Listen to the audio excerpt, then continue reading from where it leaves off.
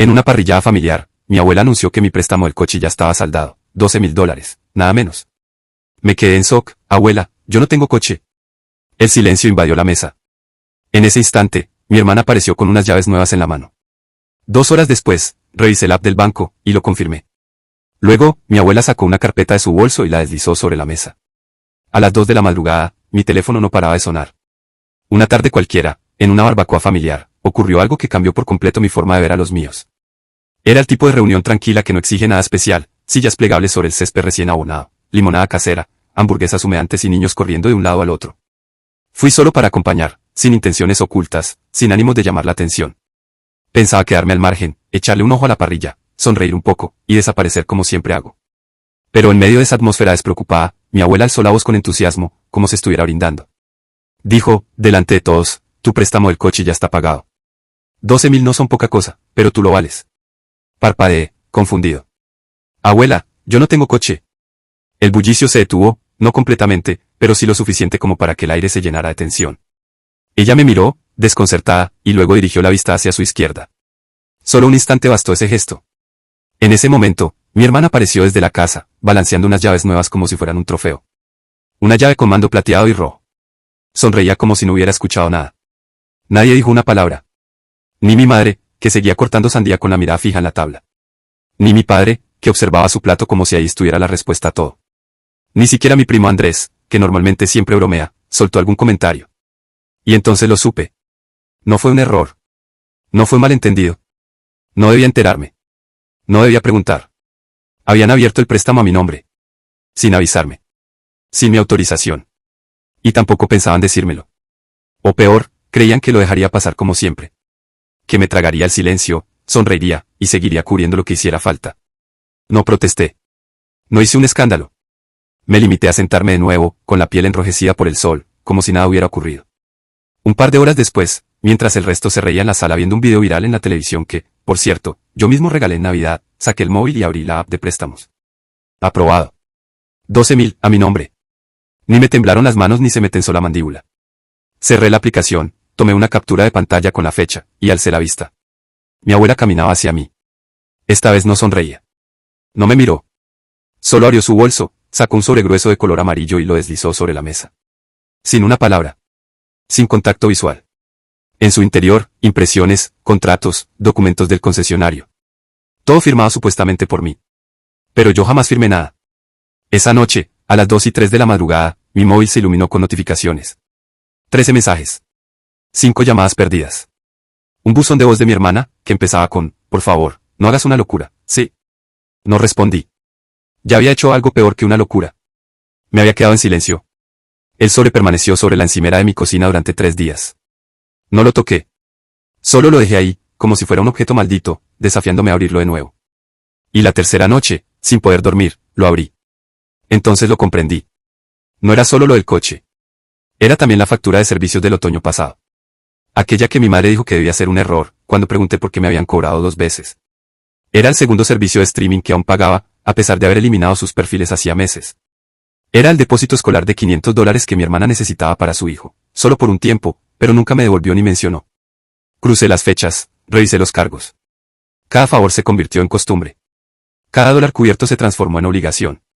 Y cada silencio mío, cada vez que no me impuse, fue tomado como permiso. No era parte de una familia. Era una fuente. Durante mucho tiempo sentí que me estaban utilizando. No solo en lo económico, también en lo emocional. Y lo más frustrante es que ellos lo sabían. El archivo que mi abuela deslizó sobre la mesa lo dejó todo a descubierto. Literalmente.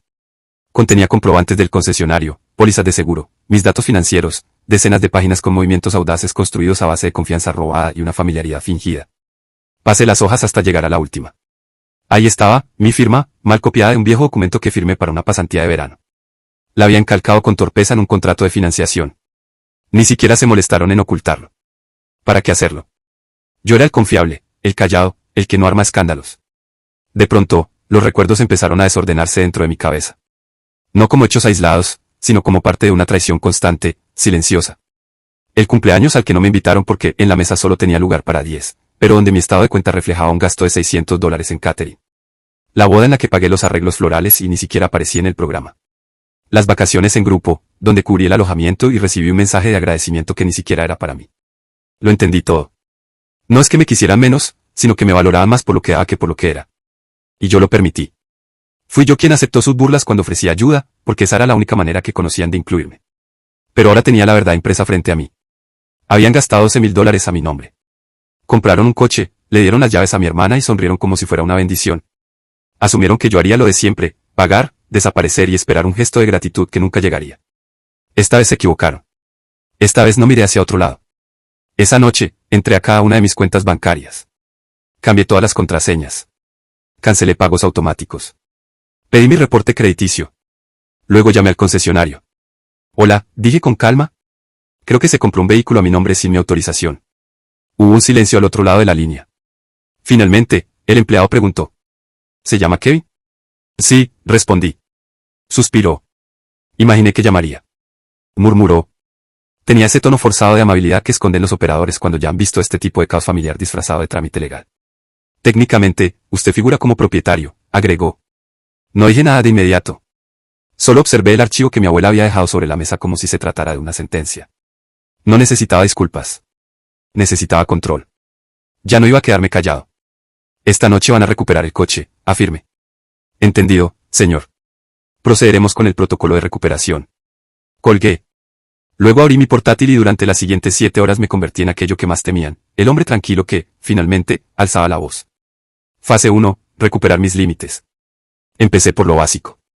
Eliminé todos los perfiles de Netflix, incluido el de diversión familiar, donde mi abuela tenía guardada su serie favorita. Reduje Spotify a la versión gratuita. 5 personas descubriendo lo que es escuchar anuncios. Cancelé Amazon Prime. Nada de envíos gratuitos para los cumpleaños que ellos olvidaba. Cambié las claves del gestor de contraseñas. Cualquier acceso compartido desapareció. Desconecté la casa inteligente. Yo la había configurado. Yo la desarmé. Termostato bloqueado. Cámaras fuera de línea. Wi-Fi desconectado de mi consola de administración. Eliminé el almacenamiento en la nube. Las fotos, documentos y archivos compartidos se desvanecieron. No tardaron en llegar los mensajes. ¿Qué pasó con el internet? Mamá, se reseteó el termostato. Papá, porque la app de la cámara dice que hay un dispositivo no autorizado. ¿Mi hermana? No contesté. Aún estaba empezando. Fase 2, retirarme financieramente. Había firmado como CEO deudor de la hipoteca. Me lo presentaron como algo temporal. Solo hasta que se estabilicen las cosas, dijeron. Las cosas jamás se estabilizaron, claro. Porque mientras yo estuviera como respaldo, no tenían por qué hacerlo. Ingresé al portal del banco y comencé el proceso para eliminarme del préstamo. Esto activó una revisión automática. El banco me llamó en menos de una hora. Estamos preocupados, me dijo la representante. Sin usted, probablemente no califiquen. Excelente, respondí. Respondí al representante sin discutir. 2 días después, el banco me envió un nuevo estimado del préstamo. El pago mensual se duplicaría casi por completo si yo me desvinculaba. Era eso, refinanciar o perder la casa. No les dije nada. Dejé que abrieran ese correo durante el desayuno. Que intentaran llamarme cuando el escudo dejó de cubrirlos. Fase 3, auditoría de activos. Fui más allá de los pagos recurrentes y las facturas. Encontré el contrato antiguo de una unidad de almacenamiento que yo financiaba. La misma que guardaba la mitad de los objetos heredados de la familia. Descubrí también el seguro comercial para su oficina en casa, registrado a mi nombre. Y el alojamiento web del sitio de fotos familiares que usaban cada Navidad, también bajo mi cuenta. ¿Lo eliminé? Accedí al registro del dominio del pequeño negocio de preparación de impuestos de mi padre. ¿Quién crees que había estado pagando la renovación durante 6 años? Exacto. Lo transferí a un registrador privado y lo bloqueé. Después llamé al proveedor del software contable que usaban, cancelé su licencia y detuve la renovación automática. Ya no tendrían acceso a sus registros fiscales. No estaba robando. Solo estaba recuperando lo que era mío. Fase 4. Desconexión total del sistema. Cuando fundé mi empresa, una firma especializada en infraestructura digital y soporte, les di acceso a las mismas herramientas que ofrecía a mis clientes corporativos. Firewall, optimización de red, copias de seguridad cifradas. Pensaban que solo los estaba ayudando. Nunca leyeron la letra pequeña. Ingresé al sistema y reclasifiqué ambas cuentas. Del acceso familiar gratuito pasaron a terminadas. El sistema programó la desactivación completa. Dejé un mensaje en sus paneles de administración. Esta infraestructura se ha mantenido sin costo desde 2016. A partir de ahora, todos los servicios quedan revocados. Sin emociones. Sin advertencias. Solo una separación digital. A las 6:12, mi tío dejó un mensaje de voz entre confundido y alarmado. No podemos acceder. Los archivos no están. Fuiste hackeado. Llámame urgente. No lo hice. A las 6:45, mi padre envió otro mensaje. Esto fue demasiado. No es solo por el coche. Tenía razón. Nunca fue solo por el coche. Fase 5. Exposición estratégica. Aún conservaba todas las capturas de pantalla. Los formularios del concesionario con mi firma falsificada. La aprobación del préstamo. Los documentos del portafolio que guardaba mi abuela. Compilé todo en un solo archivo PDF. Con fecha. Ordenado. Claro. Y se lo envié a 3 personas. El contador familiar. Una investigadora de fraude que conocía por un cliente anterior. Y mi abogado. Para las 9, todo estaba en marcha. El coche fue embargado. El fraude denunciado. Mis lazos financieros cortados. Su infraestructura caída. Sus secretos documentados. Y la última jugada, el silencio. No grité. No hice publicaciones. No llamé a nadie. Porque mi silencio no era debilidad. Era sentencia. A medianoche, tenía 112 llamadas perdidas. 13 de mi hermana, 21 de mi padre. 2 mensajes de voz de mi abuela. Uno llorando, otro furiosa. No los escuché. Sabía lo que dirían. Estás destrozando a esta familia. No, ellos lo estaban haciendo. Yo simplemente dejé de cubrir las grietas. No llamaban para disculparse. Nunca lo hacen. Llamaban para manipular. Para recordarme que seguía siendo parte del círculo. Incluso después de todo lo que hicieron. La noche en que se llevaron el coche, mi móvil no paraba de vibrar. Era como si una bomba hubiese explotado en un chat grupal que nunca pedí. Mi hermana fue la primera. Se llevaron el coche, ¿qué hiciste? Después mi madre. Por favor, llámanos. No entendemos por qué haces esto. Luego mi padre. Esto es infantil. Te estás ridiculizando. No respondí. No estaban confundidos. Estaban acorralados. Sabían que habían ido demasiado lejos y no podían soportarlo.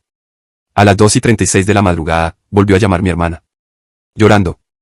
Dicen que podría haber cargos. No sabía que lo tomaría. Pensé que tú lo arreglarías. Colgué sin decir palabra. Porque ese era el núcleo del problema. Nunca pensaron que lo que yo hacía tuviera peso. Que tenía consecuencias. Creían que podía mentir, falsificar y manipular. Y que yo volvería a arreglarlo. Como siempre. Pero esta vez no. A la mañana siguiente, la desesperación se volvió algo más oscuro. Mi tía publicó en Facebook. Qué triste es cuando la familia te traiciona. Pero la verdad siempre sale a la luz. Tenemos pruebas. Pruebas. Así llamaban a los documentos que contenían mi firma falsificada. Cuentas creadas a mi nombre. Una cadena de deudas que conducía directamente hacia mí. No respondí. Dejé que el silencio hablara por mí. Porque las palabras ya no alcanzaban. Después vinieron los mensajes con insultos directos. Siempre quisiste atención. Ya la tienes. Arruinaste la vida de tu hermana por un malentendido. Nosotros te cuidamos cuando nadie más lo hizo. Esto no es justicia. Es crueldad. ¿Crees que esto te hace fuerte? Solo te hace estar solo. Usaron todas las herramientas posibles. Culpa, vergüenza, manipulación, hasta lástima.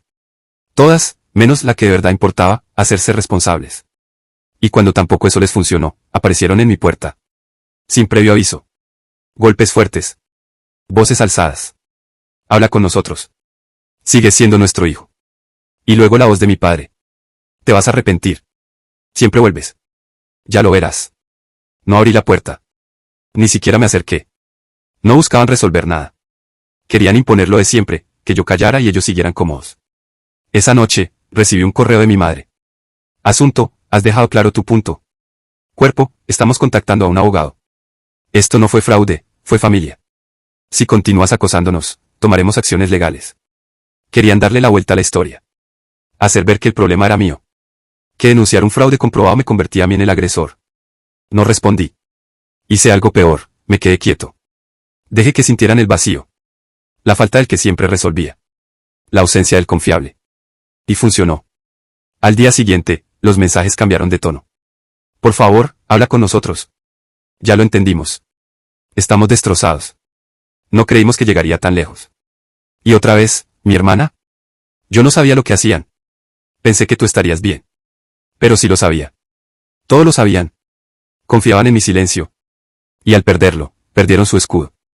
Esa misma semana me reuní con mi abogado y le mostré todo. El contrato del concesionario.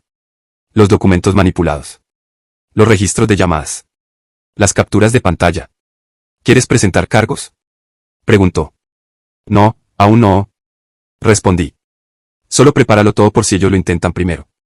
Buena decisión, dijo. No lo verán venir. Y tenía razón. Porque lo que ellos siempre esperaban de mí era otra cosa. Sumisión. Un suspiro resignado. Un no pasa nada murmurando por lo bajo. Pero esta vez no. No hice un escándalo. No rompí lazos con una puerta cerrándose de golpe. Lo que hice fue más silencioso. Los dejé derrumbarse solos. Ese fin de semana, mi hermana me escribió un mensaje. Solo una línea. Ya terminaste. Porque estoy a punto de perderlo todo. La leí durante un buen rato. Escribí, ¿no? Pero lo borré antes de enviarlo. No porque hubiera cambiado de opinión, sino porque entendí algo más aterrador. Ya no tenía nada más que decir. Esto no era venganza. Era rendición de cuentas. Y era definitiva. Al principio no pensaba hacerlo público. El silencio me parecía más limpio, más frío, más preciso. Pero entonces ellos empezaron a hablar. No solo en mensajes privados, también en redes, incluso en voz alta. Mi hermana fue la primera. Publicó una selfie iluminada con suavidad, el rímel corrido por lágrimas y un pie de foto. Vuele cuando quienes pensaste que eran para siempre terminan siendo lecciones. Agradecida por quienes aún están aquí. En menos de una hora tenía cientos de me gusta, comentarios llenos de corazones, gente etiquetándose, mensajes directos volando por todos lados, familiares reposteando como si fuera palabra sagrada. Vi la historia tomando forma. Yo era el inestable, el rencoroso, el hermano amargado que se desquitó con todos, el que quitó el coche como si fuera un juguete, el que desconectó el wifi, canceló Netflix y secuestró emocionalmente a su familia por un malentendido. Leí los comentarios. No te mereces esto. Algunas personas solo quieren control. Cortar lazos con gente tóxica es doloroso pero necesario. Nadie sabía la verdad. Nadie preguntó. Y ahí supe que si no hablaba pronto, ellos se adueñarían por completo de la narrativa. Así que construí la verdad.